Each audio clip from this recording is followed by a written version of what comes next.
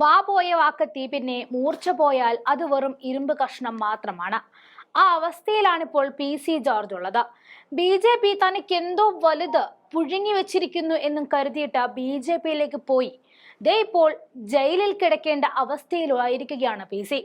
മുസ്ലിങ്ങൾ മുഴുവൻ വർഗീയവാദികളാണെന്ന പരാമർശത്തിൽ ഈരാറ്റുപേട്ട പോലീസ് PC ജോർജിനെതിരെ ജാമ്യമില്ലാ വകുപ്പുകൾ ചേർത്ത് കേസെടുത്തിരുന്നു. തനിക്ക് ചുറ്റുമാണ് ലോകം കറങ്ങുന്നത് എന്ന ധാരണയിൽ PC അഹങ്കരിച്ചു നിന്നു. പക്ഷേ പണി പാളിയത് അവിടെയല്ല. ഈ കേസിൽ ജാമ്യം ഹൈക്കോടതി തള്ളിയപ്പോഴാണ്. ഇതോടെ PC ജോർജിനെ അറസ്റ്റ് ചെയ്യാനുള്ള നീക്കത്തിലാണ് പോലീസ്. ഇന്ന് 2 മണിക്ക് ഹാജരാകാൻ ആവശ്യപ്പെട്ടുകൊണ്ട് ഈരാറ്റുപേട്ട പോലീസ് PC ജോർജിന്റെ വീട്ടിലെത്തി നോട്ടീസും കൈമാറി. PC അവിടെ ഇല്ലാതിരുന്നതിനാൽ മകൻ ഷോൺ ജോർജാണ് നോട്ടീസ് കൈപ്പറ്റിയത് എന്നാണ് വിവരം. ജസ്റ്റിസ് PV കുഞ്ഞികൃഷ്ണൻ അധ്യക്ഷനായ സിംഗിൾ ബെഞ്ചായിരുന്നു മുൻകൂർ ജാമ്യ അപേക്ഷയിൽ വിധി പറഞ്ഞത്. PC ജോർജ് നിരന്തരം ജാമ്യവ്യവസ്ഥ ലംഘിച്ചു എന്നതിനാൽ മുൻകൂർ ജാമ്യം നൽകില്ല എന്നാണ് സിംഗിൾ ബെഞ്ച് സ്വീകരിച്ച നിലപാട്.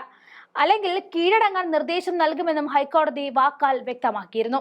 PC ജോർജ് മുൻപും മതവിദ്വേഷം വളർത്തുന്ന കുറ്റം ചെയ്തിട്ടുണ്ടെന്നായിരുന്നു ഹൈക്കോടതിയുടെ നിരീക്ഷണം. PC ജോർജിന്റെ പരാമർശം ഗൗരവപരമാണെന്നും 40 വർഷം MLA ആയിരുന്ന ഒരു അനുഭവ സമ്പത്തുള്ള മുതിർന്ന രാഷ്ട്രീയ നേതാവാണ് PC ജോർജ്. വിവാദ പരാമർശം നടത്തുമ്പോൾ മുൻകൂർ ജാമ്യ വ്യവസ്ഥ മനസ്സിലുണ്ടായിരുന്നില്ല എന്ന് പറയാനാകില്ല എന്നുമായിരുന്നു ഹൈക്കോടതിയുടെ നിരീക്ഷണം. നിരന്തരം അബദ്ധമാണ് PC ജോർജിന്റേതെന്നും ഹൈക്കോടതി വിമർശിച്ചു. അബദ്ധമാണ് പറ്റിയതെന്ന PC ജോർജിന്റെ അഭിഭാഷകന്റെ വാദത്തിനായിരുന്നു ഹൈക്കോടതിയുടെ വിമർശനം വന്നത്. ഈ കേസിന് ആസ്പദമായ വീഡിയോ ദൃശ്യങ്ങൾ നമുക്ക് കാണാം. ഷാക്കിർ എന്തായാലും ഞാൻ നേരത്തെ PCയോട് ചോദിച്ചതുപോലെ ഈ പേരിൽ മുസ്ലിം എന്നുണ്ട്, പക്ഷെ നിങ്ങൾ എങ്ങനെയാ മതേതര പാർട്ടിയായി മാറുന്നത്? മാത്രമല്ല PC ജോർജ് പറഞ്ഞ കാര്യം ശരിയാണ്. ഇപ്പോൾ ഇന്ത്യ പാകിസ്ഥാൻ മത്സരം നടക്കുകയാണെങ്കിൽ, ക്രിക്കറ്റ് മത്സരം നടക്കുകയാണെങ്കിൽ പാകിസ്ഥാനെ പ്രോത്സാഹിപ്പിക്കുന്ന, ഇന്ത്യയുടെ വിക്കറ്റുകൾ വീണാൽ കൈയടിക്കുന്ന വലിയൊരു വിഭാഗം മലപ്പുറത്ത് ഇല്ലേ? ആ യാഥാർത്ഥ്യം തള്ളിക്കളയാൻ പറ്റുമോ ഷാക്കിർ?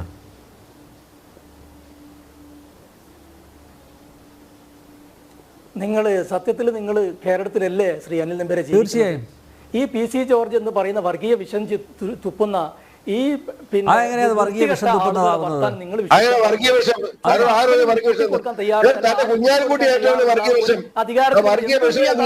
ശ്രമിക്കുന്ന ആളാ PC ജോർജ്.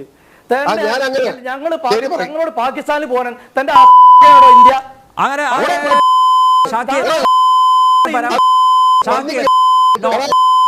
അങ്ങനെയുള്ള പരാമർശങ്ങൾ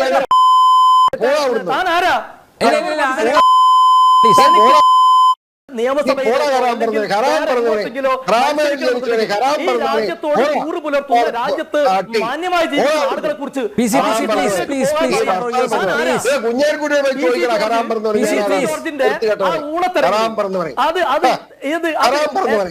വോട്ട് വാങ്ങി തെരഞ്ഞെടുക്കപ്പെട്ട ആളായി പറയുന്നത്.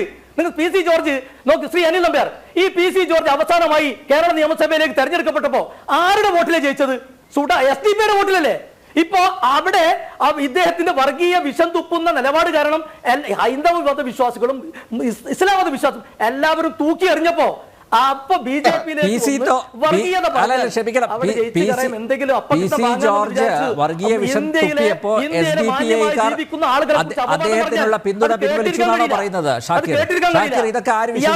ലൈസൻസ് ഇല്ലെന്ന് എല്ലാവർക്കും അറിയാം. പക്ഷെ അത് മാന്യന്മാരെ ആളുകളോട് വേണ്ട. അതെ അങ്ങനല്ല. ശബരിമലയിലേക്ക് പിണറായി വിജയന്റെ നേതൃത്വത്തിൽ പെണ്ണുങ്ങളെ കയറ്റാൻ പോയപ്പം ഞാൻ എതിർത്തു. മനസ്സിലായില്ലേ? അതിന്റെ പേരിൽ ഇവിടുത്തെ മുസ്ലിം പള്ളികളിലെല്ലാം എനിക്കെതിരായിട്ട് പ്രസംഗിച്ചേ. മുസ്ലിമിനെ അതിനകത്ത് കാര്യം ശബരിമലയിൽ പെണ്ണുങ്ങളെ കയറ്റുന്നു. ഈ മലയാളികൾക്ക് മുഴുവൻ അറിയാം. നിങ്ങൾ എന്താ നിങ്ങൾ PC ജോർജ് നിങ്ങൾ ഇപ്പൊ പറഞ്ഞ വാക്കുകൾ നിങ്ങൾ ഒരു 5 വർഷം മുമ്പ് ഇങ്ങനെ ആയിരുന്നു സംസാരിച്ചിരുന്നത്? അല്ലല്ലോ.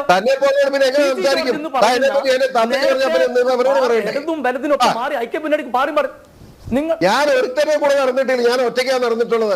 ഞാൻ ഒരു അടിസ്ഥാനത്തിലാണ് ഇന്ത്യയിലെ മുസൽമാനോട് പാകിസ്ഥാനിൽ പോകാൻ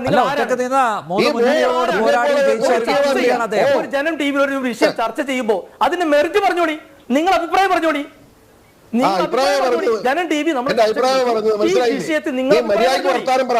അപ്പൊ ഞാൻ മര്യാദയ്ക്ക് വർത്താനം പറയും. അത് ഇന്ത്യയിൽ എന്നെ പേടിപ്പിക്കണ്ട. ഞാൻ ഈ മറ്റുള്ള മൊത്തം ധാരാളം വേദക്കാരൻ എന്നെ പഠിപ്പിക്കാൻ ഇറങ്ങണ്ട.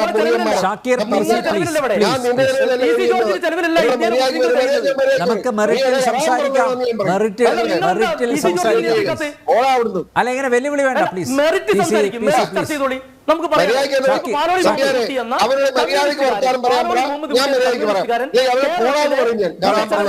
വിലക്കയറ്റവും അഴിമതിയും സ്വജനപക്ഷം മറച്ചു വെക്കാൻ വിവാദങ്ങൾ ഉണ്ടാക്കുമ്പോ അത് ചർച്ച ചെയ്തോളി, ആ വിഷയം ചർച്ച ചെയ്തോളി. ഞങ്ങൾ അഭിപ്രായം പറഞ്ഞോളാം. ശ്രീ അഡ്വക്കേറ്റ് സുരേഷ് ബാബു വളരെ മാന്യം അദ്ദേഹത്തിന് അഭിപ്രായം പറഞ്ഞല്ലോ. PC ജോർജ് പറയുന്ന അദ്ദേഹം അഭിപ്രായം പറഞ്ഞോട്ടെ. പക്ഷേ ഒരു ജനവിഭാഗത്തെ ഒന്നായി ആക്ഷേപിക്കുമ്പോ അത് ശ്രീ അനിൽ നമ്പ്യാർ കേട്ടിരിക്കാൻ പാടുള്ളൂ. നിങ്ങൾക്ക് നിങ്ങളുടെ ജനം ടി വിക്കൊക്കെ നിങ്ങളുടെ അഭിപ്രായങ്ങളും ഒക്കെ ഉണ്ട്, ഞങ്ങൾ അംഗീകരിക്കുന്നു. പക്ഷേ അത് നിങ്ങൾ ദയവ് ചെയ്തിട്ട് ഒരു ആ സ്വാതന്ത്ര്യം ഞങ്ങൾക്ക് വകവെച്ച് തരണ്ടേ?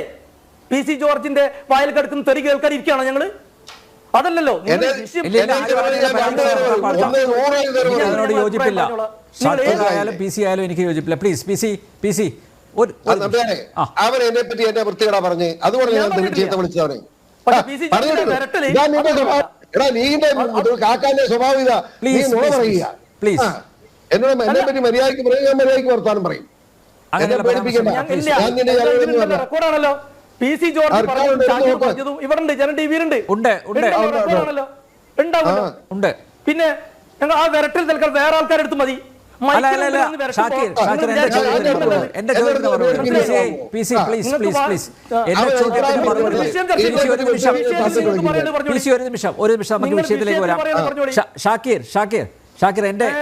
എന്റെ ചോദ്യത്തിന് അഡ്വക്കേറ്റ് PM സുരേഷ് ബാബു ചൂണ്ടിക്കാണിച്ചതുപോലെ പഴയ ആ ഒരു പ്രേതം, സ്വാതന്ത്ര്യത്തിന് മുമ്പുള്ള ആ പ്രേതം ഇപ്പോഴും പല മുസ്ലിങ്ങളിലും ഇല്ലേ എന്നുള്ളതാണ് പാകിസ്ഥാനോട് കൂറുള്ള. ഇത് ഇന്ത്യൻ യൂണിയൻ മുസ്ലിം ലീഗാണ്. സ്വാതന്ത്ര്യത്തിന് മുമ്പുള്ള സംഗതികൾക്ക് ഞങ്ങൾ എന്തിനാ മറുപടി പറയേണ്ടത്? ശ്രീ അനിൽ നമ്പ്യാർ, ഞങ്ങൾ ഇന്ത്യൻ യൂണിയൻ മുസ്ലിം ലീഗാണ്. ആ സ്വാതന്ത്ര്യത്തിന് മുമ്പ് ഇന്ത്യയിൽ പാകിസ്ഥാൻ ഉണ്ടായിരുന്നു, ബംഗ്ലാദേശിൽ ഉണ്ടായിരുന്നു, ഇന്ത്യ ഉണ്ട്, ഒക്കെ ഇല്ലേ? ആ ലീഗും ആ ഇന്ത്യയും അല്ലല്ലോ ഇപ്പോ. ഇത് ഇന്ത്യൻ യൂണിയൻ മുസ്ലിം ലീഗ് അല്ലേ? ആരാണെങ്കിലും പാകിസ്ഥാനോട് കൂറുള്ള മുസ്ലിം മലപ്പുറത്തില്ലേ? PC പറഞ്ഞ യാഥാർത്ഥ്യമാണ്. അതായത് ഷാക്കിറിനും അറിയാലോ. ഷാക്കിർ, ഇന്ത്യ പാകിസ്ഥാൻ ക്രിക്കറ്റ് മത്സരം നടക്കുമ്പോ അതെല്ലാം മാധ്യമങ്ങളും റിപ്പോർട്ട് ചെയ്തതാണ്. എല്ലാ മാധ്യമങ്ങളും റിപ്പോർട്ട് ചെയ്താണ്. ഇന്ത്യയുടെ ഓരോ വിക്കറ്റും വീഴുന്ന സമയത്ത് ആഹ്ലാദിക്കുന്ന വലിയൊരു വിഭാഗം മലപ്പുറത്തുണ്ട്. ഇല്ലാന്ന് പറയാൻ പറ്റുമോ? ഇത്ര ബാലിശമല്ല ഷാക്കിർ, അതൊരു റിയാലിറ്റിയാണ്. It's a naked reality, naked truth. ഒരു സിംഗിൾ പേഴ്സൺ 45 ലക്ഷം ജനങ്ങളിൽ നിങ്ങൾ ദയവ് ചെയ്തിട്ട് ഇത്തരത്തിലുള്ള തെറ്റായ വസ്തുതകൾ കാര്യങ്ങൾ പിന്നെ ഇങ്ങനെ പ്രചരിപ്പിക്കരുത്. നിങ്ങൾക്കൊക്കെ മനുഷ്യത്തുള്ള ആൾക്കാരല്ലേ? അങ്ങനെ നമ്മൾ ജീവിക്കുന്നത് ഇന്ത്യ രാജ്യത്താണ്.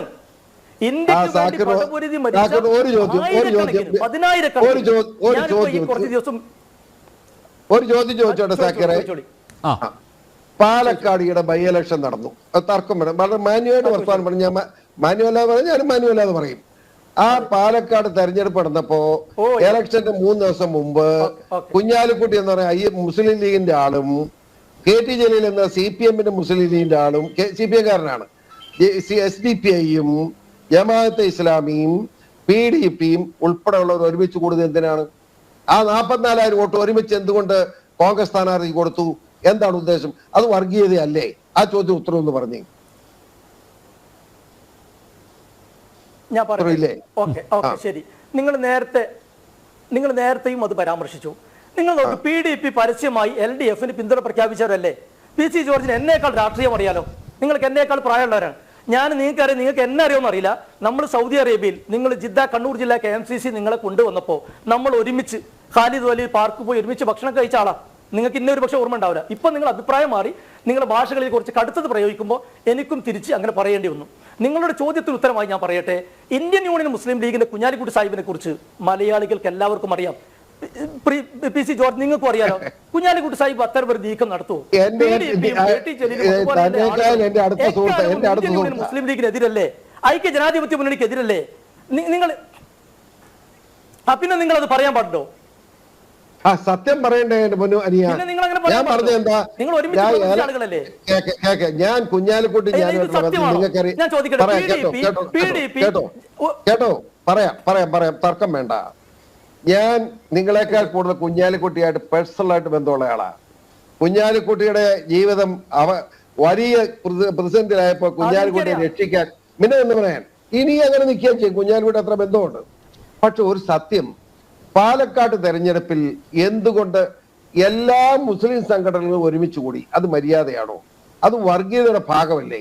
അതാണ് ഞാൻ ഇവിടെ ഉദ്ദേശിക്കുന്നത്. നിങ്ങളെപ്പോഴുള്ള അത് ചെയ്യാൻ പാടില്ല. കുഞ്ഞാലിക്കുട്ടി അവർക്ക് പങ്കെടുക്കാൻ പാടില്ല. നിങ്ങൾ പത്രം വായിക്കുന്നുണ്ടല്ലോ, ഒരു മിനിറ്റ്. നിങ്ങൾ ഇല്ലാത്ത കഥയാണ് ഇപ്പൊ പറഞ്ഞിട്ടുള്ളത്. നിങ്ങൾ ഒരു യാഥാർത്ഥ്യവുമായി ഒരു ബന്ധമില്ലാത്ത സംഗതി ഞാൻ പറയാം. ആ പുസ്തകത്തിൽ കേരളത്തില് ഇസ്ലാമിക വർഗീയതയ്ക്ക് തുടക്കമിട്ടത് അബ്ദുൽ നാസർ മദനിയാണെന്ന് പറഞ്ഞു. അതിൽ പ്രതിഷേധിച്ചുകൊണ്ട് PDP-ക്കാര് പ്രകടനം നടത്തി. അന്ന് വൈകുന്നേരം കോഴിക്കോട്ടെ പ്രസ് ക്ലബിൽ പോയിട്ട് ഇവർ LDF-ന് പിന്തുണ പ്രഖ്യാപിച്ചു. PDP-യെ നിങ്ങൾക്കറിയില്ലേ? അല്ല PDP-യെ ഗുരുവായൂരിൽ പിന്നെ LDF-നൊപ്പമായിരുന്നു, തലശ്ശേരി നായനാർക്ക് വേണ്ടി LDF-നൊപ്പമായിരുന്നു, ഒറ്റപ്പാലത്ത് LDF-നുമായി ഒപ്പമായിരുന്നു. നിങ്ങൾ നോക്കി, എല്ലാ തെരഞ്ഞെടുപ്പിലും PDP അബ്ദുൽ നാസർ മദനിയുടെ പാർട്ടി LDF-നൊപ്പമായിരുന്നു. നിങ്ങൾക്കറിയാം ഏതെങ്കിലും ഇപ്പൊ നിങ്ങൾ ഈരാറ്റുപേട്ടയിലായിരുന്നല്ലോ.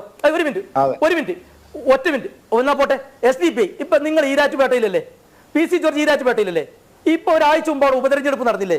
ആ ഉപതെരഞ്ഞെടുപ്പിൽ CPM-ന് കിട്ടിയത് 69 വോട്ട് LDF സ്ഥാനാർത്ഥിക്ക്. എന്നേക്കാൾ നിങ്ങൾക്കറിയാം, ഞാൻ കണക്ക് കൃത്യമായി നിങ്ങളോട് പറഞ്ഞു ഓർമ്മാക്കി തരാം. അവിടെ SDPI-ക്ക് കിട്ടിയത്, രണ്ടാം സ്ഥാനത്ത് SDPI വരുന്നത് എങ്ങനെയാണ്? മുസ്ലിം ലീഗ് UDF അവിടെ 300 ചിലരം വോട്ട് ജയിക്കുന്നു അല്ലേ? കറക്റ്റ് അല്ലേ? ഞാൻ പറഞ്ഞ കറക്റ്റ് അല്ലേ? എന്തുകൊണ്ടാണ് CPM മുഴുവൻ വോട്ട് SDPI-ക്ക് കൊടുത്തത്? ഇപ്പൊ താനൂരിൽ അബ്ദുറഹ്മാൻ എങ്ങനെയാണ് ജയിച്ചത്? PK ഫിറോസ് എന്ന് പറയുന്ന മിടുക്കനായ യൂത്ത് ലീഗിന്റെ നേതാവ് ഒരുപാട് കേരളത്തിലെ സമരങ്ങൾ നേതൃത്വം നൽകിയ ആളെ തോൽപ്പിക്കാൻ വേണ്ടി ജമാഅത്ത് ഇസ്ലാമിയെ എത്രത്തോളം ഉണ്ടെന്ന് അറിയില്ല, മറ്റെല്ലാ പാർട്ടിക്കും PDP-ക്കാരും മുഴുവൻ ആളുകളും അറിയാലോ. SDPI-യുടെ വോട്ട് ചെയ്തത് പിന്നെ അബ്ദുറഹ്മാൻ അല്ലേ? അവിടെ പോയിട്ടാണ് പിണറായി വിജയൻ മെനിയാന്ന് പറഞ്ഞത്. നോക്കൂ നിങ്ങൾ, അഭിമന്യുവിന്റെ കൊലയാളികളെ സംരക്ഷിക്കാൻ വേണ്ടി കൂടി മുസ്ലിം ലീഗിലെ സാക്കിറിനോട് പറയാ, ഞാൻ ഈ വിഷയത്തിൽ അതൊക്കെ കേരള രാഷ്ട്രീയത്തിൽ പലതുണ്ട്. സാക്കിർ എന്റെ പ്രശ്നം അതല്ല. പാലക്കാട് തെരഞ്ഞെടുപ്പിന് 3 ദിവസം മുമ്പ് എല്ലാ പത്രത്തിലും പടം ഉൾപ്പെടെ വന്നു. കുഞ്ഞാലിക്കുട്ടി KT ജലീലും SDP-യുടെ നേതാക്കന്മാർ ഉൾപ്പെടെ ഇരുന്ന് ചർച്ച ചെയ്യാന്ന് പറഞ്ഞാൽ മുസ്ലിം സമൂഹത്തിന് തന്നെ നാണക്കേടല്ലേ ഇത്? അവര് നിങ്ങൾ വർഗീയതയെല്ലാം വിട്ട് മുസ്ലിം മാത്രമായി മാറി.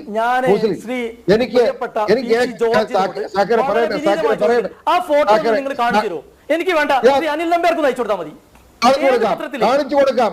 ഇവരെല്ലാരും കൂടി ഇരിക്കുന്ന സംസാരിക്കുന്ന ഫോട്ടോ എല്ലാ പത്രത്തിലും വന്ന് ഞാൻ നാളെ ഞാൻ അയച്ചു തരാം. ഞാൻ സക്കീറിന് അയച്ചു തരാം. മതിയോ?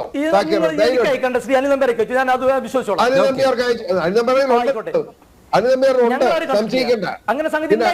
ഉണ്ടെന്ന് ഞാൻ കണ്ടതിൽ എനിക്ക് തന്നെ കള്ളം പറഞ്ഞിട്ട് കാര്യം. ഞാൻ അങ്ങനെ കള്ളം പറയുന്നതിനാണ് സാക്കിറെ. വേറൊന്നും ആലോചിച്ച് കഴിഞ്ഞ നിയമസഭാ പൂഞ്ഞാലിൽ എന്നാ ഉണ്ടായേ? ഇവിടെ SDPI സപ്പോർട്ട് ചെയ്തതാ 2016.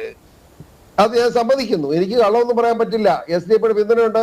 ഞാൻ ഒറ്റയ്ക്ക് നിന്നിട്ട് 28,000 വോട്ട് ജയിച്ചതാ. കഴിഞ്ഞ ഒരു മിനിറ്റ് ഒറ്റ ചോദ്യം ചോദിക്കട്ടെ.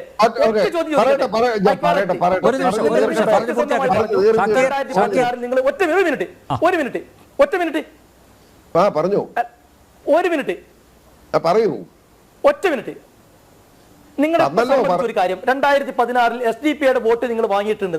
അത് മലയാളികൾക്ക് അറിയാം, എല്ലാവർക്കും അറിയാം. ഞങ്ങള് ഇന്ത്യൻ യൂണിയൻ മുസ്ലിം ലീഗ് ഒരു തവണ പോലും ആ സംഘടന ഉണ്ടായ ശേഷം NDF ആണെങ്കിലും പോപ്പുലർ ഫ്രണ്ട് ആണെങ്കിലും SDP ആണെങ്കിലും അതിശക്തമായി അവർ എതിർക്കുന്ന പാർട്ടിയുടെ പേരാണ് ഇന്ത്യൻ യൂണിയൻ മുസ്ലിം ലീഗ്. അറിയാലോ, അത് ശരിയല്ലേ? സഖ്യം ഉണ്ടാക്കിയിട്ടുണ്ടോ? ഞങ്ങൾ ന്യൂനപക്ഷ വർഗീയതയ്ക്കും എതിരാണ്, ഭൂരിപക്ഷ വർഗീയതയ്ക്കും എതിരാണ്. ഞാൻ കള്ളം പറയാറില്ല. കഴിഞ്ഞ നിയമസഭാ തെരഞ്ഞെടുപ്പിൽ പൂഞ്ഞാർ നിയോജക മണ്ഡലത്തിലെ 27,000 മുസ്ലിം വോട്ടുകളിൽ 300 എനിക്ക് കിട്ടിയത്. മുസ്ലിം ലീഗും SDP-യും നമ്മുടെ PDP എല്ലാ മുസ്ലിം സംഘടനകളും ഒരുമിച്ച് ചേർന്നുകൊണ്ട് എനിക്കെതിരായിട്ട് വോട്ട് ചെയ്തു. എനിക്കതിൽ വിരോധമില്ല. കാരണം എന്താണെന്ന് വെച്ചാൽ അവര് ഞാൻ ശബരിമലയിൽ പോയ പെണ്ണുങ്ങളെ തടഞ്ഞു എന്നുള്ളതാണ് എന്റെ പ്രശ്നം. അതിനിവിടെ പള്ളികളിൽ പ്രസംഗിച്ചു, VCOR മുസ്ലിങ്ങളെ വിട്ട് ഹിന്ദുക്കളുടെ കൂടെ കൂടിയെന്ന് പ്രസംഗിച്ചു. എന്തുവാട്ടെ, അതൊക്കെ മണ്ടത്തരം. ഞാൻ അങ്ങനെ ചെയ്തതല്ല.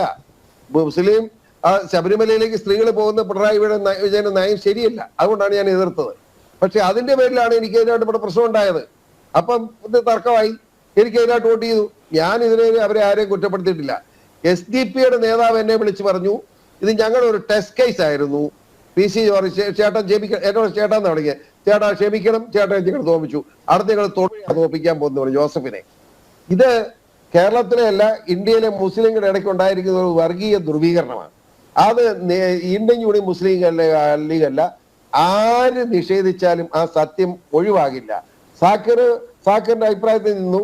പക്ഷെ ഞാൻ പറയുന്നു, ഇന്ത്യയിലെ മുസ്ലിങ്ങൾക്കിടയിൽ ഉണ്ടായിരിക്കുന്ന ഒരു വലിയ ധ്രുവീകരണമായത്. അത് കേരളത്തിൽ വ്യാപകമാണ്. കേരളത്തിൽ ഇപ്പൊ പിണറായി വിജയൻ മുസ്ലിങ്ങളെ കൂട്ടിക്കൊണ്ട് പോകാൻ നോക്കി. കോൺഗ്രസ് LDF UDF അല്ലേ ഇവിടെ ഉള്ളൂ. LDF UDF മുസ്ലിമിനെ പ്രോത്സാഹിപ്പിക്കാൻ നോക്കുകയാണ്. കാരണം അവരുടെ പിന്തുണ വേണം. എന്താ കാര്യം? അവരുടെ വോട്ട് ഇത്ര ശതമാനം കൂടി. വെറും 13% വോട്ടുണ്ടായിരുന്ന മുസ്ലിമിന് ഇപ്പൊ 31% വോട്ടായി. അപ്പൊ രാഷ്ട്രീയക്കാരനെ സംബന്ധിച്ചിടത്തോളം മുസ്ലിമിന് വോട്ട് വേണം. അതിന് അവരാ കളിക്കുകയാണ്. ആ കളിക്ക് സാക്കിർ നിങ്ങൾ കൂടണ്ട, കൂടിക്കോ, എനിക്കെതിരില്ല, അത് നിഷേധിക്കരുത്. സത്യമായി തന്നെ നിലനിൽക്കും. അതേ ഞാൻ പറഞ്ഞുള്ളൂ. ഇവിടുത്തെ വേറെ കാര്യ, മുസ്ലിം ഇങ്ങനെ കൂടിക്കഴിഞ്ഞാൽ ഇവിടുത്തെ ഹിന്ദുവും ക്രിസ്ത്യാനിയും ഇവിടുത്തെ വിശ്വകർമ്മജനും ഇവിടുത്തെ SC ST കൂടെ ഒന്നിച്ചു കഴിഞ്ഞാൽ തീർന്നു. ഇപ്പറേ വരും. ആ രീതിയിലേക്ക് ആരും പോകുന്നില്ലല്ലോ. ഇപ്പൊ NSS SNDP കൂടെ ഒന്നിച്ചുകൊണ്ട് കത്തോലിക്ക കോൺഗ്രസുമായിട്ട് യോജിച്ച് ഇവിടുത്തെ SNDPയും ഇവിടുത്തെ ഏറ്റവും കൂടുതൽ അവഗണിക്കപ്പെട്ട വിശ്വകർമ്മജനും ഇവിടുത്തെ SC ST വിഭാഗങ്ങൾ ഒന്നിച്ചു കഴിഞ്ഞാൽ ഈ 31% കൊണ്ട് നിൽക്കിയല്ലേ? പിണറായിയുടെ ഉദ്ദേശം എന്താ? SNDPയിൽ 60% ഇപ്പോ CPM-ലാണ്. ആ 60 കൊടുത്തിൽ ഒരു 10% കൂടെ കിട്ടുമെന്നാണ് പിണറായി വിജയൻ നോക്കുന്നത്. അങ്ങനെയെങ്കിൽ SC ST വിഭാഗങ്ങളെ കൂടെ ചാക്കിട്ടുകൊണ്ട് മുസ്ലിമിന്റെ വോട്ടോടുകൂടി വീണ്ടും അധികാരത്തിൽ വരാം. പിണറായി വിജയൻ അല്ലെങ്കിൽ വേറൊരാളെ വരുത്താം. ഇതാ അവരുടെ ശ്രമം. ഇതൊന്നും അറിയാതെ സാക്കിറെ നിങ്ങൾ ശ്രമിക്കരുത്. ഞാൻ വസ്തുതാപരമായ കാര്യങ്ങൾ പറയുകയാണ്. നിങ്ങൾ എന്നോട് പിണങ്ങണ്ട. എനിക്ക് ആരോടും ഒരു പിണക്കവും ഇല്ല. സത്യം. എന്റെ തന്തയ്ക്ക് ഒന്ന് വിളിച്ചാൽ 3 തന്തയ്ക്ക് ഞാൻ വിളിക്കും. കുഴപ്പം എനിക്ക് വേണ്ട